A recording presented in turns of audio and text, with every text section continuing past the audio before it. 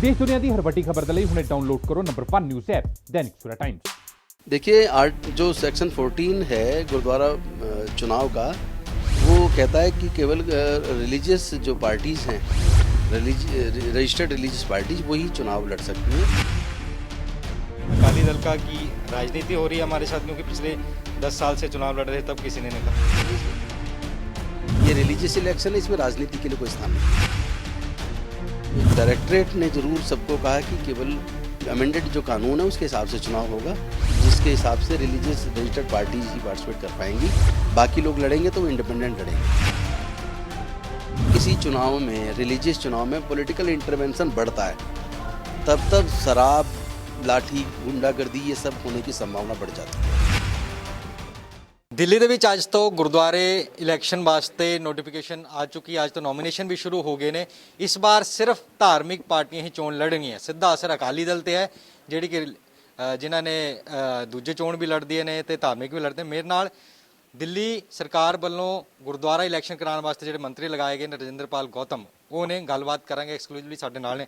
Sir आज से फिर इलेक्शन प्रोसेस शुरू है, नोटिफिकेशन हो गई, कौन कौन दाखिल करने की आज से शुरुआत हो गई है। नोटिफिकेशन आज अखबार में आ गया है और मैं तो सभी रिलीजियस पार्टीज़ को शुभकामनाएं दूंगा कि सब लोग इस ईमानदारी का चुनाव हो और सब लोग मिल के एक शांतिपूर्ण तरीके से इस चुनाव को संपन्न कराएं, उसमें सहयोग करें। कौन कौन अप्लाई कर, सिर्फ रिलीजियस पार्टी ही इसमें कर सकती है? देखिए जो सेक्शन 14 है गुरुद्वारा चुनाव का, वो कहता है कि केवल रिलीजियस जो पार्टीज़ हैं, रजिस्टर्ड रिलीजियस पार्टीज वही चुनाव लड़ सकती हैं।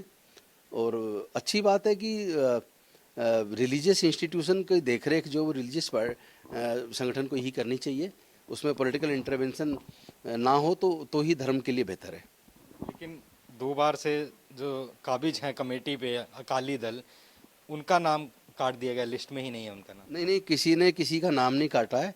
सिर्फ जो 2010 में जो कानून में अमेंडमेंट हुआ है, जिसमें ये तय किया गया कानून के माध्यम से कि अब गुरुद्वारा प्रबंधन का जो चुनाव है उसमें केवल रिलीजियस पार्टी ही चुनाव लड़ें, उसको कानून को जो 2010 की उस वक्त की सरकार ने जो पास किया था, उसको लेटर और स्पिरिट में लागू करने की हम लोगों ने बात की है।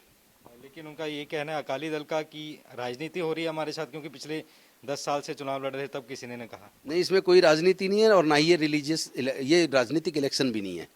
ये रिलीजियस इलेक्शन है, इसमें राजनीति के लिए कोई स्थान नहीं है। आम आदमी पार्टी पर वो आरोप लगा रहे हैं कि इस तरह से हमको बाहर का रास्ता दिखाने के लिए सब। नहीं, वो आम आदमी पार्टी पे गलत आरोप लगा रहे हैं। इसमें कोई आम आदमी पार्टी का या किसी दूसरी पार्टी का कोई लेना देना नहीं है। ये एक रिलीजियस इलेक्शन है और कानून के हिसाब से ही होगा। अच्छा, ये नोटिफिकेशन आपकी तरफ से जारी की गई थी, कोर्ट में भी रखी, उससे पहले एक की गई थी, उसमें उनको छूट मिल गई थी अकाली दल को, लेकिन बाद में दोबारा चेंज किया गया। नहीं, तो आज नोटिफिकेशन ही आज आया है। कहाँ पहले तो नहीं, अभी आज नोटिफिकेशन आया, इससे पहले तो कोई नोटिफिकेशन ही नहीं आया है। एक ऑर्डर लेटर आया था ना, जिसके बाद सारे दोबारा एक कोर्ट में दिया गया था। नहीं, कोई नोटिफिकेशन पहले नहीं आया। सिर्फ एक चीज़ ज़रूर है कि गुरुद्वारा इलेक्शंस के डायरेक्टरेट ने ज़रूर सबको कहा कि केवल अमेंडेड जो कानून है उसके हिसाब से चुनाव होगा, जिसके हिसाब से रिलीजियस रजिस्टर्ड पार्टीज ही पार्टिसिपेट कर पाएंगी। बाकी लोग लड़ेंगे तो वो इंडिपेंडेंट लड़ेंगे। और अभी के हिसाब से जिस तरह आज से नॉमिनेशन शुरू हो गया है, तो कोई पार्टी क्या अभी अप्लाई कर सकती है और उसको मिल सकता है चुनाव, या अब इंडिपेंडेंट लड़ना पड़ेगा? नहीं, जो भी रिलीजियस पार्टी सब लड़ सकती हैं। जो भी रिलीजियस रजिस्टर्ड पार्टी है उनको तो उनका सिंबल मिलेगा ही। जो नहीं है वो, उसके लिए क्या प्रोसीजर होगा? जो रजिस्टर्ड रिलीजियस पार्टी नहीं है, कोई वैसे लड़ता है तो उसको अधिकार लड़ने का, इंडिपेंडेंट लड़ेगा। मतलब आप कानून को देख लीजिए, कानून एकदम क्लियर है और हमारा दायित्व है कानून के हिसाब से चुनाव कराना। मतलब अकाली दल को अभी लड़ना है तो एज इंडिपेंडेंट ही लड़ सकता है वो, फिलहाल कानून के साथ। मुझे इस पे कुछ नहीं कहना है। मैं तो, मेरा स्पष्ट मत है कि जो आज अमेंडेड कानून है 2010 का, उस कानून के हिसाब से चुनाव होंगे। बल्कि उनका कहना है कि हम कोर्ट जाने की तैयारी कर रहे हैं, हाई कोर्ट जाने की। देखिए, कोर्ट जाने का सबको अधिकार है, उसको तो कोई किसी को भी कोर्ट जाने से तो रोक ही नहीं सकता। तैयारी किस तरह से होगी? पिछली बार लाठी डंडे भी चले थे, शराब बढ़ने के भी मामले सामने आए थे, इस बार क्या तैयारी होगी सरकार? जब किसी चुनाव में, रिलीजियस चुनाव में पॉलिटिकल इंटरवेंशन बढ़ता है, तब शराब, लाठी, गुंडागर्दी ये सब होने की संभावना बढ़ जाती है।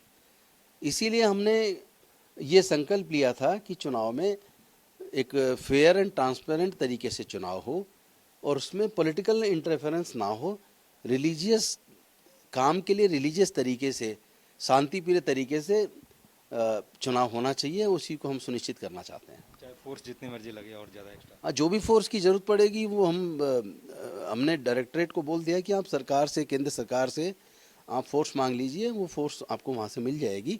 लेकिन चुनाव हर कीमत पे पूरे ईमानदारी से, पूरी ट्रांसपेरेंसी के साथ कराना है। एक आखिरी सवाल है मेरा, एक विवाद उठा था कि फोटो वाले जो है वोटर कार्ड वो नहीं बने हैं, तो क्या वो काम पूरा हो गया है? यानी ऑलमोस्ट फोटो वाले बन गए हैं।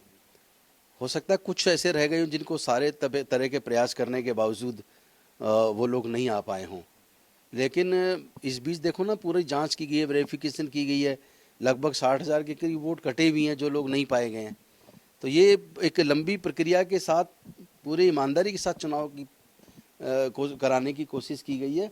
और सभी रिलीजियस पार्टीज़ को बाकायदा बोला भी गया था कि आप जिसके अगर वोट यहाँ नहीं रहते और बने हुए तो उनके कटवाने में भी अपना आप सहयोग करें, और अगर किसी का नहीं बना है तो बनवाने में भी करें। जितना टाइम उन्होंने मांगा, टाइम भी दिया, और मैं समझता हूँ अब एक अच्छी लिस्ट बन के तैयार हुई है और ईमानदारी से चुनाव निश्चित तौर पे होगा। बिल्कुल ये सी मेरे नाल रजिंद्रपाल गौतम डायरेक्ट गुरुद्वारा चुनाव ਦੇ ਜਿਹੜੇ ਮੰਤਰੀ ਨੇ, ਇਹਨਾਂ ਵੱਲੋਂ ਕਿਹਾ ਗਿਆ ਕਿ ਹੁਣ ਜਿਹੜਾ ਐਕਟ ਹੈ ਉਹਦੇ ਹਿਸਾਬ ਨਾਲ ਹੀ ਕੰਮ ਹੋ ਰਿਹਾ।